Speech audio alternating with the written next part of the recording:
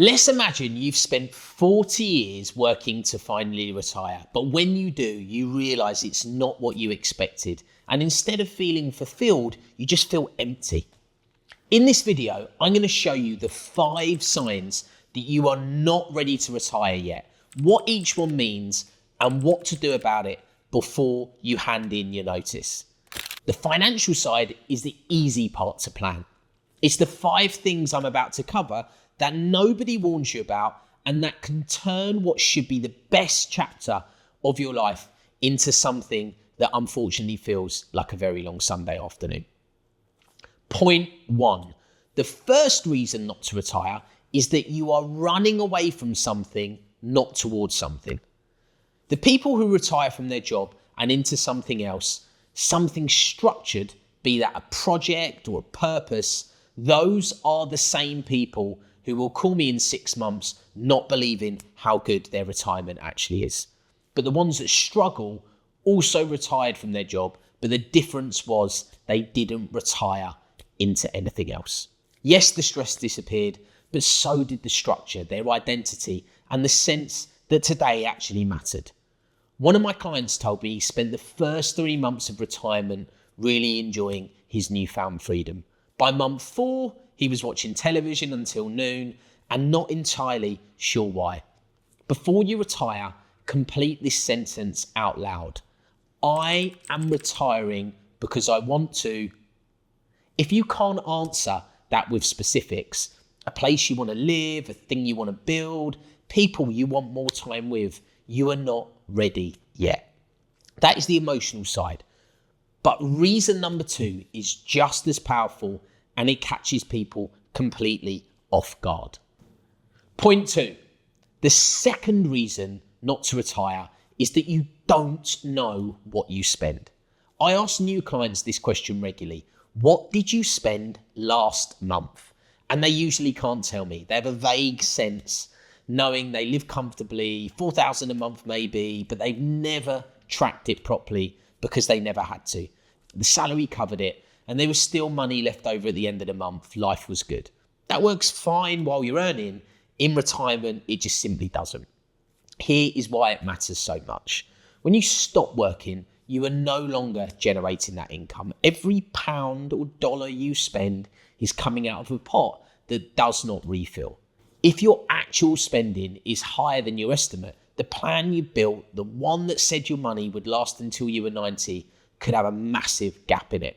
Before you retire, track your real spending for at least 6 months. This shouldn't be a rough estimate. It's what you actually spend by category with evidence stacked behind it. Then separate it into 2 groups, what you need and what you want. The needs number is your baseline. That is the figure that has to be covered no matter what. The wants number is where you have flexibility, and knowing it gives you control over the plan. So reason 1 is purpose. Reason 2 is spending. Reason 3 might surprise you because it's not about money at all. Point 3. The third reason not to retire is that your job is giving you things that money cannot replace. There are 3 things I look at with clients when we sit down to talk about leaving their job. The first is structure, a reason to be somewhere at a certain time, a shape to the day. The second is identity. When someone asks who you are at a dinner party, you normally have an answer. You're the person who does that thing in that sector for that company. The third is connection. That could be colleagues, clients, the little conversations that happen between meetings or at the coffee machine in the morning. None of these appear on your pension statement, but when you take them away overnight, it has a big effect. The question to ask yourself is not whether your job actually provides these things. It almost certainly does. The question is, what is your plan to replace them? Where will the structure come from? A part-time role, a project, a standing commitment? Where will the identity come from? Hobbies are good, but hobbies alone can rarely carry it. Something that stretches you, something with an outcome that matters. Where will the connection come from? The friendships that only exist at work tend to fade quickly without the work. So you'll need to make a conscious effort to find connection in other places. This is not a reason, clearly, to never retire. I'm not saying that. It's a reason to retire with a plan for all three, not just the financial plan. If reasons 1, 2, and 3 are the things you have not thought about yet, reasons 4 and 5 are the things you may have thought about, but probably not deeply enough. Point 4. The fourth reason not to retire is that you're carrying debt into what should be one of your most financially flexible years.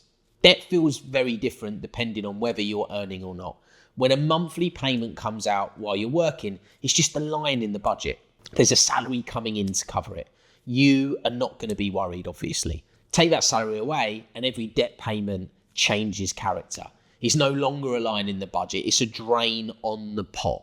It's the pot getting smaller every single month before you've spent a penny on the life you really want to live. Picture someone with a £600 loan or mortgage payment and 20 years of payments ahead of them. That's £144,000 of retirement savings that goes to a lender rather than to their life. That figure does not include interest. And beyond the maths, there is the psychology of it. Debt in retirement creates a low-level background anxiety about whether the money is going to last. That anxiety is the enemy of the retirement you've worked for. The time to clear debt is before you retire, not after. That might mean working longer than you planned. I think that is a reasonable trade. A year or two of additional income to eliminate a liability that would otherwise drain your portfolio for decades is a straightforward calculation. Mortgage debt is a slightly different conversation. There's arguments on both sides of the fence. But consumer debt, loans, credit cards, finance agreements are all things that you're going to want to clear before you go.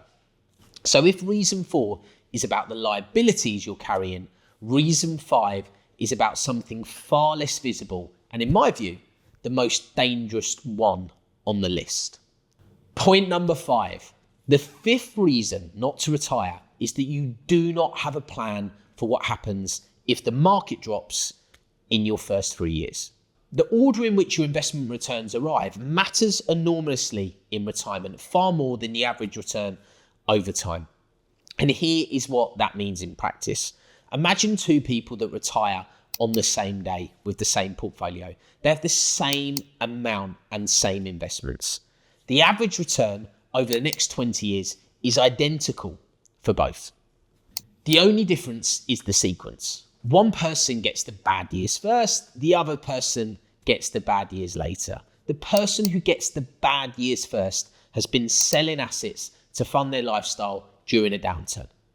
And they're selling at low prices. By the time the recovery arrives, clearly their pot is smaller and the recovery lifts less, or their money has to work harder. The other person was lucky enough that the bad years hit when their portfolio is already smaller from drawing down from it over time.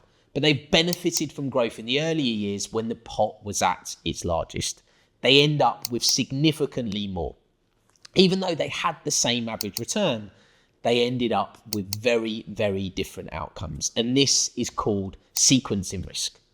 And it's the reason that having enough money is not the same as having your money structured correctly for retirement. The protection against it is not trying to time the market. It's having a cash buffer, typically 1 to 2 years of spending held outside your investment portfolio or within it, but just in cash, so that in a downturn, you are not forced to sell. You draw from the buffer while the portfolio recovers. It also means being clear about which assets you will draw from first and in what order. That is a decision to make before you retire, not on the day of retirement. If you do not have a drawdown strategy, and I don't just mean a pot of money, but an actual strategy, that is a reason to pause before you step away. So those are the 5 points. Let me bring them all together. Purpose, spending, identity, debt, and structure. None of these are reasons to never retire, but making sure you've considered them all will allow you to have a much, much happier retirement. The people I've seen do this well didn't just focus on a number alone.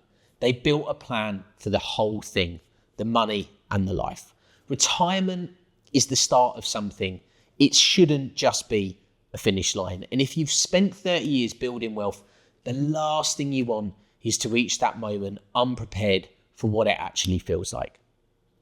If you would like to understand where you stand across all 5 of the areas that we've just talked about, there's a link in the description box below that will book you in with a regulated financial planner. If you enjoyed this video, please subscribe to the channel and let us know in the comments what you would like to hear about next. Thanks very much for watching.